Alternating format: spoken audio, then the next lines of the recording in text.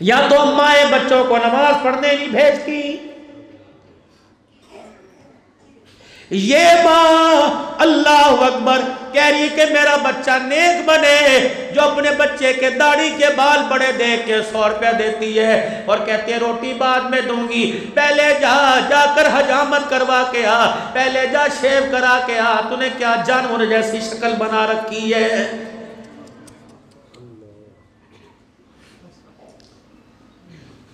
نوجوانوں سے پوچھو، ابا داڑھی رکھنے نہیں دیتا، اماں داڑھی رکھنے نہیں دیتی، رب اکبر کی قسم ہے جب اولاد کی یہ تربیت کرے گی تو میوے نہیں کھلائے گی، جوانی میں اولاد سر میں جوتے مارے گی۔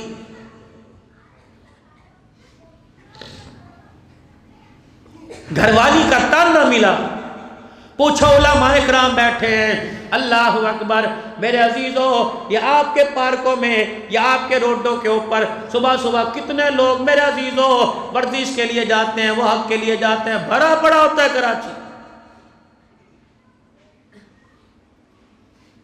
اجی آپ کو کیا ہو گیا؟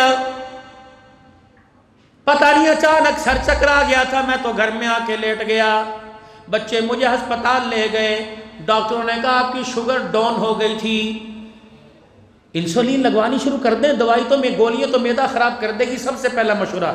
نہیں، ڈاکٹر نے بھی مجھے یہ کہا تھا انسولین لگواؤ، لیکن اس نے کہا تھا شوگر کی دوائی شروع کرنے سے پہلے آپ ورزش کریں، آپ دوڑ لگائیں، آپ واک کریں، 3-4 کلومیٹر جائیں۔ اللہ اکبر، میں نے کہا چاچا جی آپ کا گھر مسجد کے سامنے ہے؟ کہا ہاں۔ میں نے کہا میں نے تو کبھی آپ کو مسجد میں نہ دیکھا۔ کہا بیٹے کیا کروں، گوڈوں میں درد ہے، گھٹنوں میں درد ہے، کمر میں درد ہے، میرے سے جھکا نہیں جاتا، مسجد میں آیا نہیں جاتا۔ میں نے کہا چاچا تجھے ڈاکٹر نے بتایا واک کر شوگر سے بچ جائے گا، مجھے آمنہ کے لال نے بتایا 5 وقت خدا کے گھر میں آ، قبر حشر کے عذاب سے بچ جائے گا۔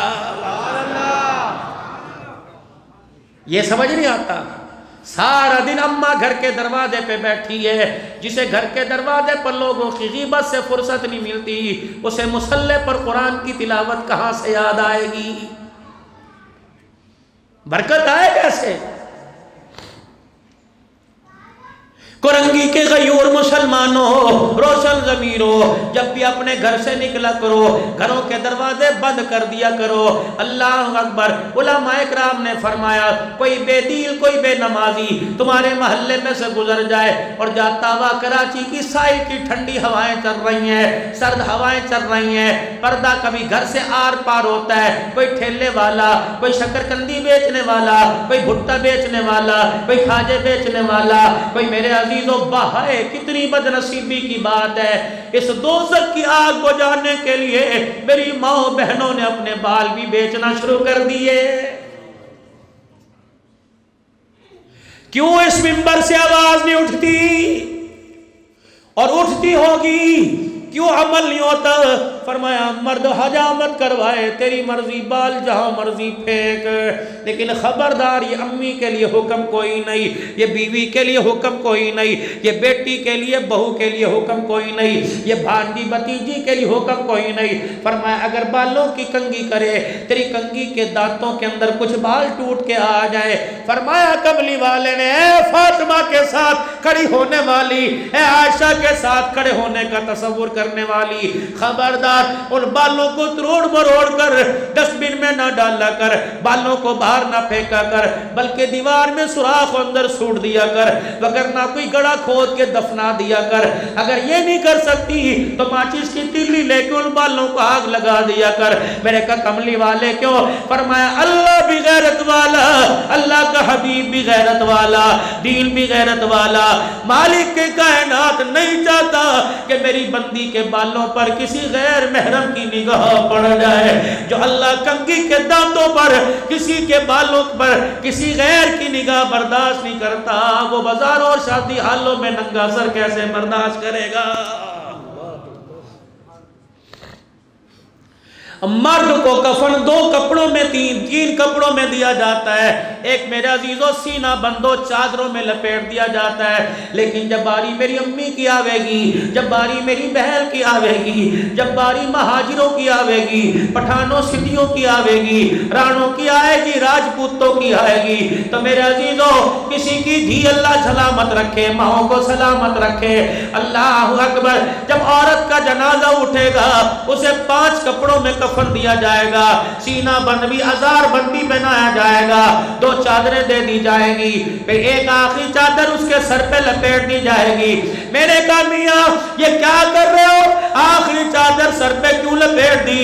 اب تو قبر کے کوٹھے میں جا رہی ہے، اب تو اندھیرے میں جا رہی ہے۔ آواز آئی عبدالحنان زیادہ زبان درازی نہ چلا، آج میری بندی کی قبر میں میرے سے پہلی ملاقات ہوگی، میں نہیں چاہتا جب میری بندی میرے سے ملاقات کرے اس کا سر ننگا ہو، میں نہیں چاہتا کہ وہ ننگے سر میرے سامنے آئے۔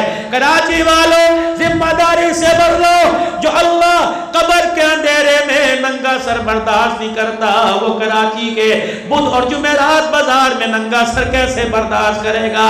بتاؤ لعنت آئے گی کہ نہیں آئے گی؟ تمہیں شرم کیوں نہیں آتی؟ تم ڈوب کے کیوں نہیں مرتے؟ تمہاری ندی کے اندر چھلانگ کیوں نہیں مارتے؟ تم کتنے بڑے، میں ناراض نہ ہونا، میں کتنا بڑا، چلو اپنے آپ کو کہہ لوں میں غیرت کے جنازے نکالتا ہوں، 500 2,000 روپیہ دے کر بیوٹی پارلر میں سجا کے موٹر سائیکل کے پیچھے بٹھاتے ہو، ہزاروں گاڑیاں موٹر سائیکل والے، خدا کی قسم کوئی بھی غیرت کی نگاہ سے نہیں دیکھتا۔ جب تو کی اور میں کسی لڑکی کو دیکھے میرے عزیزوں انسانی خواہش ابھرنا شروع ہوتی ہیں، جب تیری میری بیٹی کو دیکھے گا دیکھنے والا کوئی کنجر زیادہ ہی آئے گا، باعزید بستامی کوئی نہیں آئے گا۔ ہاتھ جوڑ اپنی بیوی کے آگے، پیر پڑ جا اس کے آگے کہ کم از کم میرے ساتھ موٹر سائیکل پر بیٹھ کے سر تو چھپا لے، منہ تو چھپا لے۔ اللہ اکبر، تو بیوٹی پارلر کی حور نظر آ رہی ہے، اللہ کو تو اس وقت کتی خنزیر نظر آ رہی ہے۔ میری بہنوں خدا کے واسطے ہمارے پاس ہے ہی کیا؟ تمہاری غیرت تو تمہارے پاس ہے، اس کے بھی تم نے جنازے نکال دیے، تمہیں مرنا نہیں ہے۔ حضرت علی نے بوا کھڑکایا سیدہ فاطمہ کا، پردہ ہٹا کے دیکھا، گرمی کے موسم میں ماں کھدر کا موٹا لباس پہن کے بیٹھی ہوئی ہے، اماں کے پسینے سے اماں کے کپڑے تر رہے ہیں۔ حضرت علی رضی اللہ تعالیٰ عنہ کہنے لگے فاطمہ باریک لباس بھی تو پڑے پہن لے، موٹا کیوں پہن رکھا ہے؟ کہ علی تجھے نبوت کی خوشبو نہیں آئی؟ کہ کیا ہوا؟ کہ تیرے آنے سے پہلے ابا یہاں کھڑے ہو کے گئے، پردہ ہٹا کے اتنے ہی کہہ کے چلے گئے، اے فاطمہ موٹے کپڑے سے اپنا جسم چھپا لے، جسم کپڑے کی باریکی میں جسم نظر آ گیا جنت کی خوشبو سے محروم کر دیا جائے گا۔ اے علی میں ڈر کی وجہ سے موٹے کپڑے پہن کے بیٹھ گئی تاکہ میرے کپڑوں میں جسم کسی کو نظر نہ آئے۔ اللہ اکبر، کتنی بدنصیبی کی بات ہے، خاندان کے اندر کوئی موت ہو جائے جب تک نیا جوڑا نہیں آتا کوئی کسی کے لیے ہاتھ اٹھانے کے لیے تیار نہیں ہوتا ہے۔